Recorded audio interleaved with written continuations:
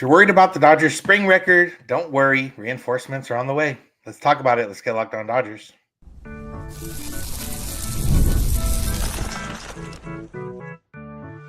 You are Locked On Dodgers, your daily Los Angeles Dodgers podcast. Part of the Locked On Podcast Network, your team every day.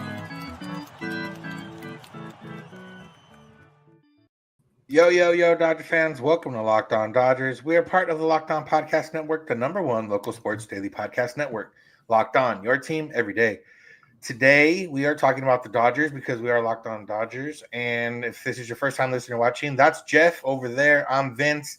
We've been doing this podcast here for 6 years, going into year 7 now, season 7, which is pretty wild to think about. We've been covering the Dodgers for over a decade in our own respective ways, talking to the players, covering the team, watching games. And we've been Dodger fans our whole lives. So there's a lot to get into when it comes to the Dodgers. Remember, you can find us wherever you get podcasts and on YouTube. You can search for Locked On Dodgers. You can become an everydayer by listening and watching every day. And you can get notified when episodes are ready or when we're going live on YouTube like we are right now if you subscribe. And Jeff, we're here to talk about the Dodgers and their, some people may be worried about their spring record. We're not, but the one thing that we not worried about, but that we hadn't seen so far this spring was Freddie Freeman in a Cactus League game, Shohei Ohtani in a Cactus League game, Will Smith in a Cactus League game. We're going to see all 3 of those guys play in the next couple days. So for nothing more than excitement, that's what we're getting.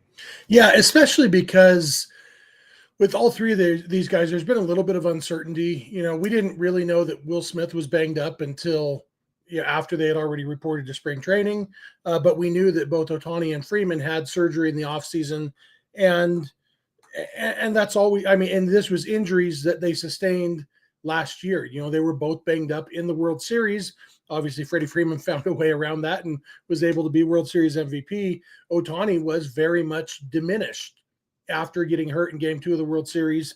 And so there's been just a little bit of not quite concern, but and not quite anxiety, but something that's not quite as severe as concern or anxiety about those 2 guys, and just kind of uneasiness. Yeah, an uneasiness. That's a good word. Good job, Vince. To see these guys playing, and so I'm really excited to see them. We've seen them taking batting practice. We know that they are recovered physically, but it's still different when you get into a game, and it'll still be different when they get into a game that matters. But no game that matters is available yet. All we have is spring training games that don't matter, but that'll be good enough for me. And so, like you said, Thursday, we get to see Freddie and Will Smith both in action. Freddie will be at DH, which I assume that means that Will Smith will be playing catcher, because you can only have one DH, which much to Andy Pages' chagrin, I guess. But I am excited to see those 2 guys in action. Then Friday, Shohei will be at DH, and a lot of good stuff coming. Yeah, I think the best part, like I said, of that uneasiness and settling it is if they're playing in a Cactus League game, which, kind of is a game that realistically is more for practice and getting in shape more than anything else, then that means that they're healthy enough, like if it was a regular season game, because they wouldn't be risking them in a Cactus League game if they weren't ready to go. And that's, I think, the most exciting part about it. With Freddie, we found out at FanFest that he hadn't even ran full speed yet, and he wasn't clear to run. And then, waiting for that to happen. Ohtani, we kind of knew it might take a little bit extra time. Even for Ohtani, he's probably a little bit ahead of where some other guys would be with everything that's going on with him, rehabbing from one injury and then rehabbing from another injury. Who knows how he finds the time. But for Will Smith, that's the interesting one, just because it is something that we found out after the fact that it bothered him most of last season too. And now it's hard not to pin everything on that, but it's pretty easy to say, hey, this probably affected him a little bit in the second half or greater part of the season when he didn't look like a very great hitter, got moved down in the lineup, and, everything that happened. So I think, like I said, for them to be playing in Cactus League games means that they are essentially healthy. Obviously, once we see Freddie play defense, that'll, and run, maybe hit the double in that first inning. We'll see how he looks. But, it's going to be fun. And whoever's in town, right now and this weekend for the Dodgers can get to see those guys. And it's so weird. Like something that my brain always has a hard time processing is how somebody can be hurt and also, like Will Smith, banged up, hurt, whatever he was at the end of last year. Then he hit the longest home run for the Dodgers in the postseason, Yeah. that blast against the Padres, and had another one against the Mets. Like he had some, and it's like, how do you do that when you're hurt? And why can't you do that every time when you're hurt? I know there's reasons for it, but it's something that just kind of my non-professional athlete brain has a hard time figuring out. It will be interesting to see what they do over the next few days because we don't know when Freddie will play defense, but you have to imagine they will want to have Will Smith DH once or twice, probably just because you don't necessarily want to throw him into catching. You want to get him some at-bats. But if Freddie has to play DH and Shohei's a DH, trying to get all those guys the at-bats, it'll be interesting to see if they do go with some B games for those guys a little bit sometimes where they can just go take 8 at-bats in a game and not worry about playing defense or how they're going to split DH for a game. Yeah, that's true. I guess they don't. We get used to the starters playing the first 3 innings, but it doesn't have to be that way. You could have Freddie Freeman play the DH for the first few innings, then Will Smith take over at DH. So yeah, that's something I hadn't thought about. And I guess as you do get later in the spring, you do have the starters playing deeper into the games as you start sending the Austin Gothiers of the world and Ryan Wards of the world back to minor league camp. Griffin Lockwood. What's his full name? Griffin, the guy I never heard of before. Yeah. Griffin Lockwood Powell. Yeah, he's a big dude. But yeah, those guys will get sent back to minor league camp and then you'll have more playing time for these guys. It's kind of interesting though, because we're less than 2 weeks away from the Dodgers being done with the Cactus League. And so they have a day off. I think on Monday, they're 1 day off of the spring, and then they do have 1 split squad day. So basically there's 13 games left for these guys to get their at-bats in before they head to Japan. And then obviously some exhibition games in Japan before they play the 2 games that count against the Cubs and then come home and play some more spring training. It's always weird, but I'm really intrigued to see how they get these 3 guys specifically ready in 13 games to start playing meaningful games. Yeah, and that they'll.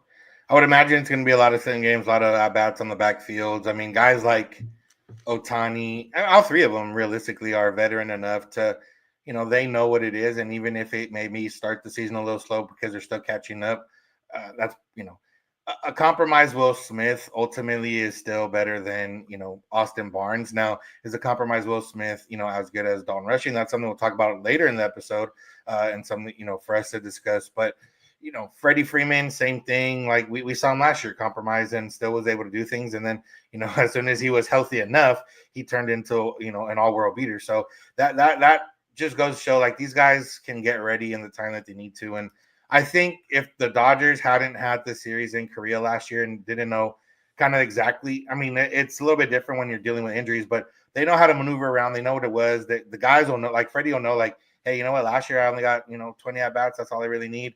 Or, hey, you know what, this year I might need a little bit more at-bats. Maybe I do start that first game I'm not on the roster or whatever the case is. But I wouldn't imagine they're all in a good spot if they're going to play. So. Yeah, I would think so. And you know what? A lot can happen in 2 weeks as far as getting ready for the season. And it'll be nice to have those guys back in the lineup the next few days. Yeah, definitely more fun to see them in the lineup. No offense to everybody else. They'll still get in there late in the game. So one of those guys that we've been seeing get a good amount of at-bats is David Bote, and there may be a reason for that, and there may be a chance for him to make the opening day roster. You never know. So we'll talk about that. So make sure to keep it locked on Dodgers.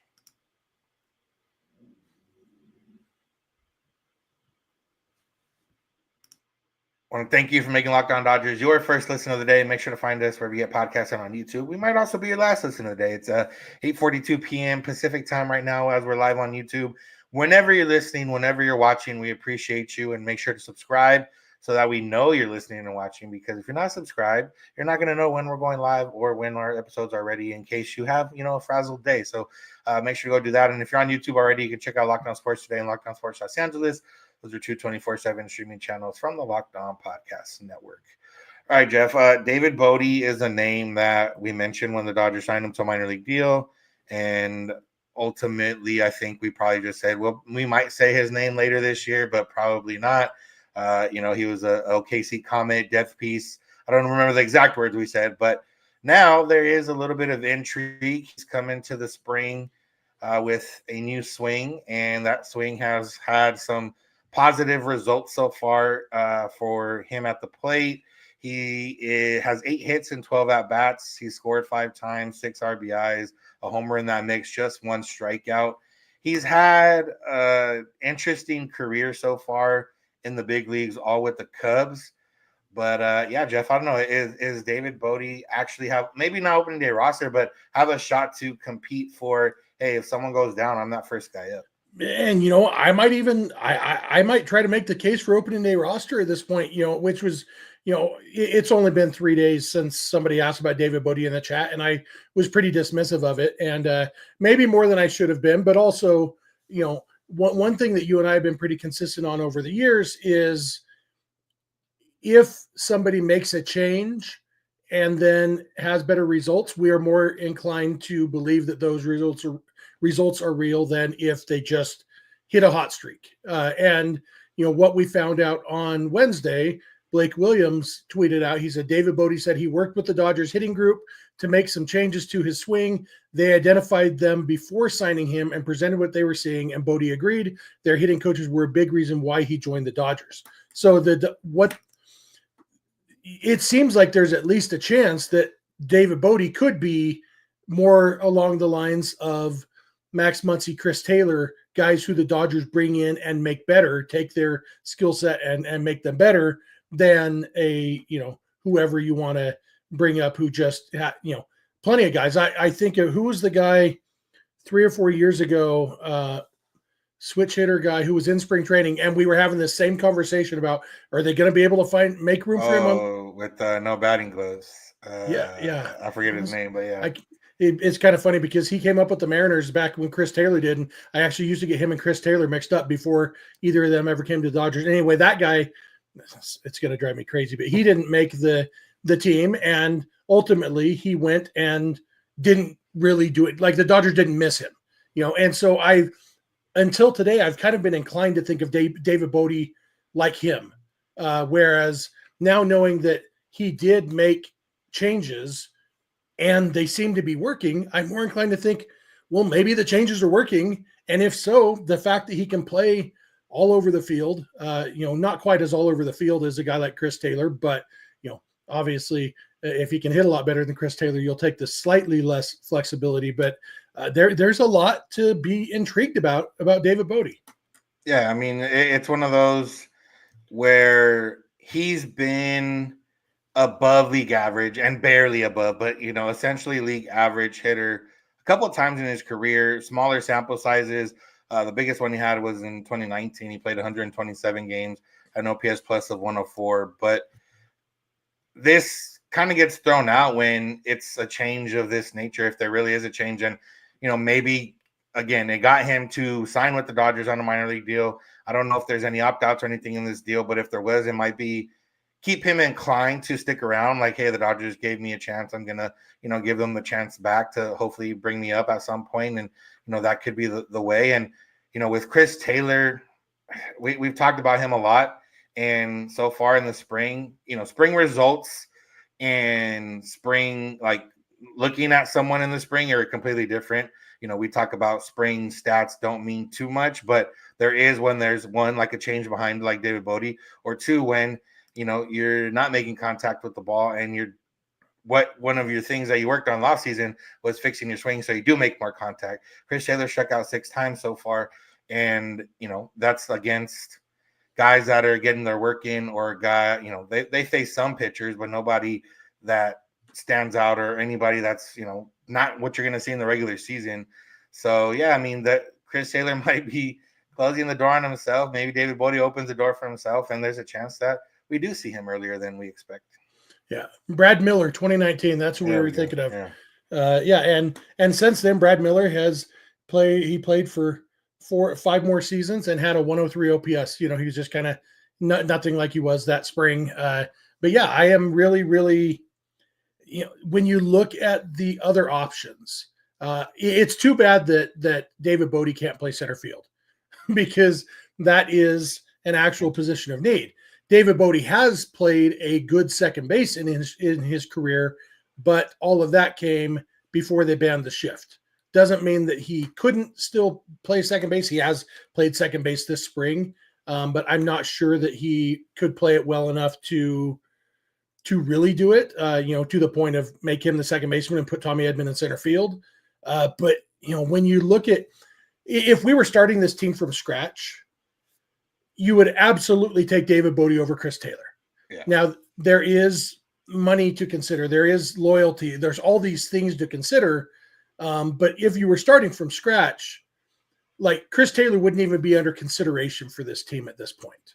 And you have to wonder at some point, like, even though they're not starting from scratch and even though there is money and there is loyalty and all those things, I mean, the number one goal is to win the World Series.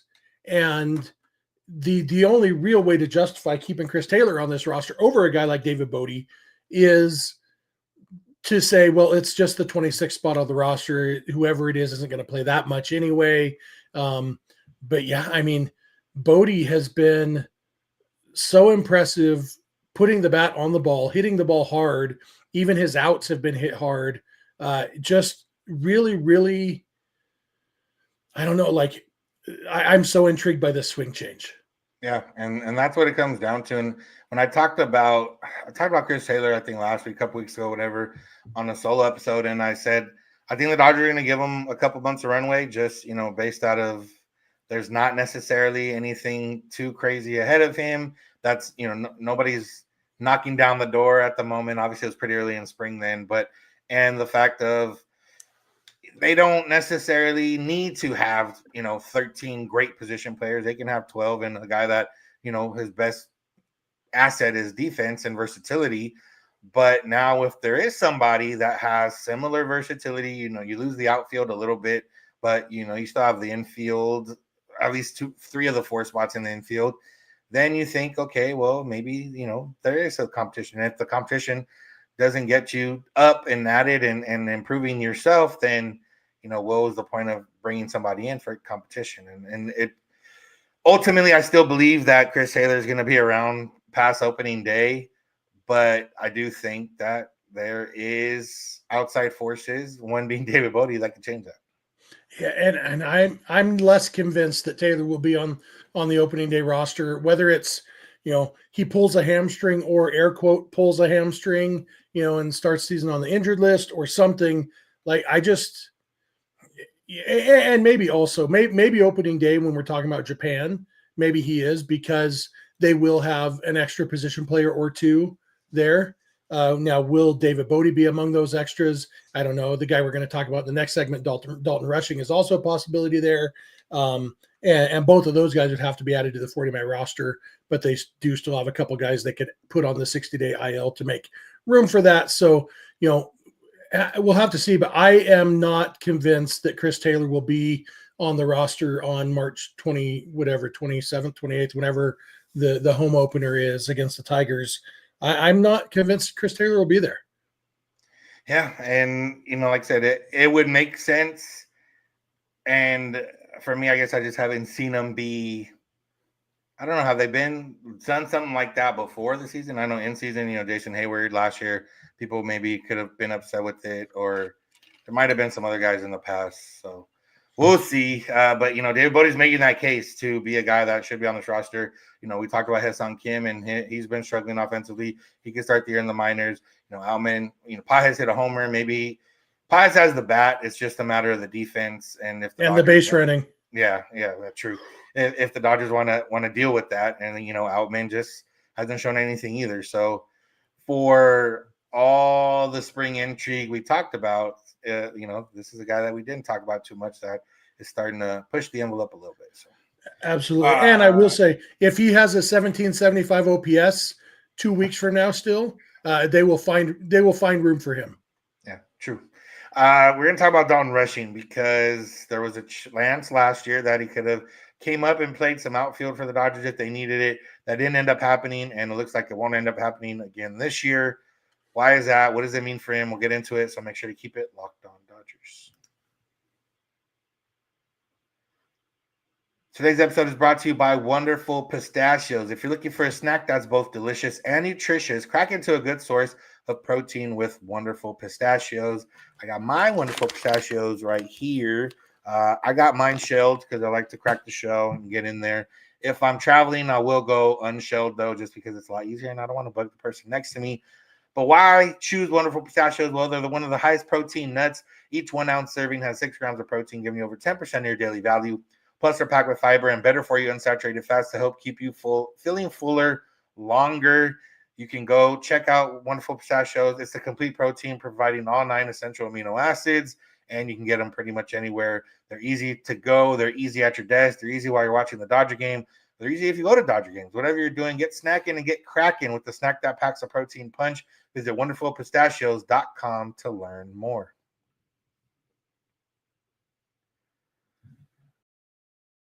Thank you for being an everydayer. If you are one, if you're not an everydayer, that's just someone that listens or watches every day. If you already are one, we appreciate you. If you already are an everydayer, but you're not subscribed, make sure to go subscribe so you can get notified when episodes are ready and when we're going on YouTube. And if you're an everydayer and you want to go beyond the podcast, get even more Jeff and Vince or any of the other Dodger fans, you can go to joinsubtext.com/LockedOnDodgers, get text directly from us, keeping you up to date with the Dodgers. And you can join our Discord server where we talk Dodgers with other Dodger fans. And I guess right now we can make the pitch for going beyond the podcast because they had like a 5-6 hour advantage on some with Ben Casparius that we told them that we can now say here, I guess, Jeff. Yeah, so we talked yesterday about Ben Casparius and the velocity increase, and I mentioned how the curveball almost seemed like a different pitch than the curveball he was throwing last year. I reached out to him. As you know, he's been on the podcast, friend of the show, as people like to say. And I asked him specifically, is this a different pitch? Are any of these different pitches or just throwing harder?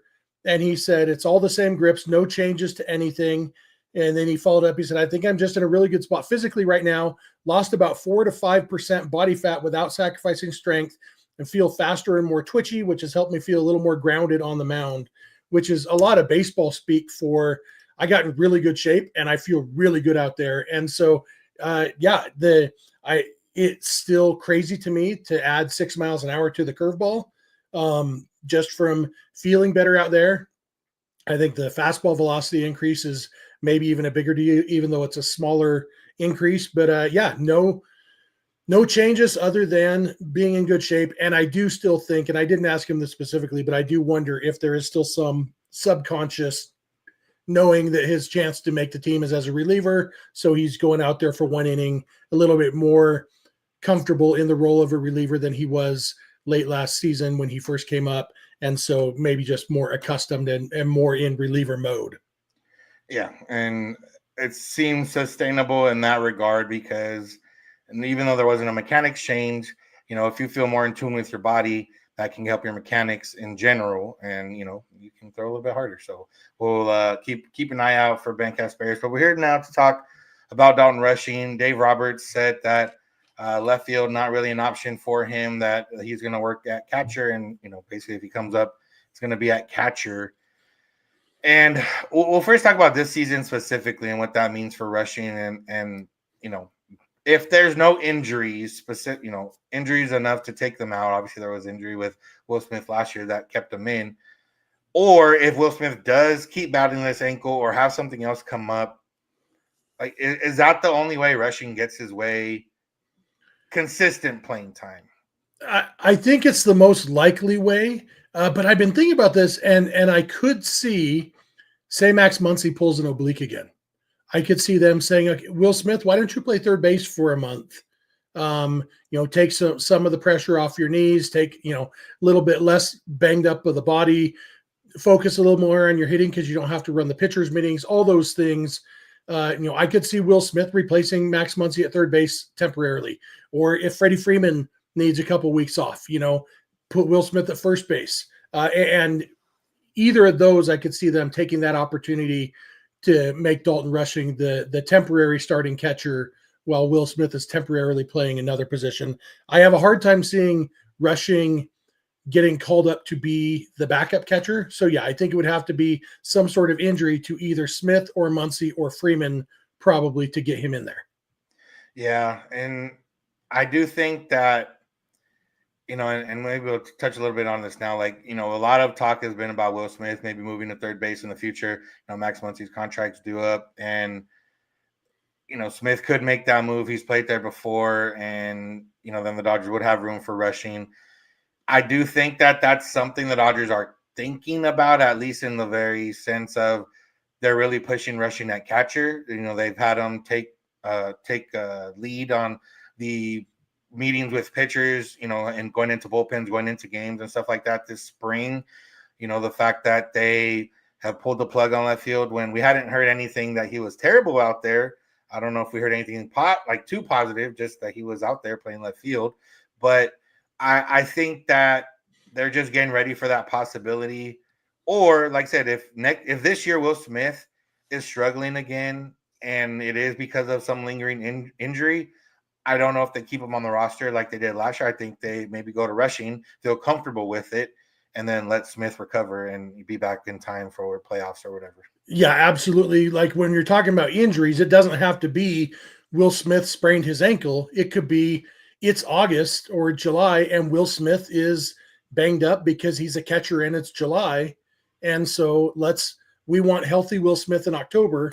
So let's give Will Smith July and half of August off or whatever, and those same principles apply to Max Muncy and Freddie Freeman too. We saw, last year, both of those guys missed time. Obviously, Muncy had the oblique injury, missed a lot of time. Freeman missed time for one of the very few times in his career, but Freeman's not getting any younger. And so there's plenty of reason to think. And I guess I feel like this has more to do with Dalton Rushing the catcher than Dalton Rushing the outfielder. I think this is more of your future is at catcher than you can't play the outfield. And the cynic in me thinks there's a little part of your trade value is higher as a catcher. I don't think the Dodgers plan on trading Dalton Rushing, but why would you move him to left field, one of the least valuable positions on the field, when you could have him at the most valuable position on the field when there's even a tiny chance that you might want to trade him? Yeah. And, obviously a lot of the moves made this winter were to prevent having to trade a guy like Dalton Rushing to get, somebody to help your team the rest of the way. But yeah, obviously a guy that can hit and can play catcher is a lot more valuable than, a left fielder that can hit. There's guys out there that still haven't signed that, are decent enough hitters, maybe not the ceiling that Rushing has, but, they've been in the league already. And, that's what it goes down. The other part of this is, and I don't know if it makes a huge difference, but Hunter Fiducia has had a pretty good spring. I don't know if there's been any changes there to him. I haven't seen anything reported yet, but I don't know. I don't think he's enough of a prospect to keep him off, but it definitely opens up it just solidifies that, hey, if Austin Barnes gets hurt or, Will Smith's hurt it might not be more than a month, maybe we do just bring up Fiducia. But again, I think anything longer than 2 weeks, you probably just go straight to Rushing at that point. And I think if Will Smith goes on the IL or isn't going to be catching for any, amount of time, I think they go straight to Rushing. For Fiducia, it's going to be, if they decide to pull the plug on Barnes or if Barnes gets hurt, Fiducia is ready to be the backup catcher. I just don't think there's any way that they, would make Rushing the backup catcher because he's in development mode and, has potential to be, the best hitting catcher in baseball 3-4 years from now. You don't want to slow down that. Yeah, I guess if we're in September, Rushing could come up not playing a lot, but could be the backup catcher in October. That's realistically at these days, Barnes used to get the occasional start in the postseason and, more so when Grandal was around than Will Smith. But last year, Will Smith was back there every game. And, realistically having Dalton Rushing as a bat off the bench is a little bit more valuable than Austin Barnes. And that's not putting down Barnes in the sense of Rushing's just should be a better hitter. Yeah, even though Austin Barnes does have a higher spring training batting average right now, Barnes has done a really good job so far this spring of poking the ball to right field. He's not hitting the ball hard at all, but he's getting some hits. And you know what? If this version of Austin Barnes can stick around, then it won't be awful to.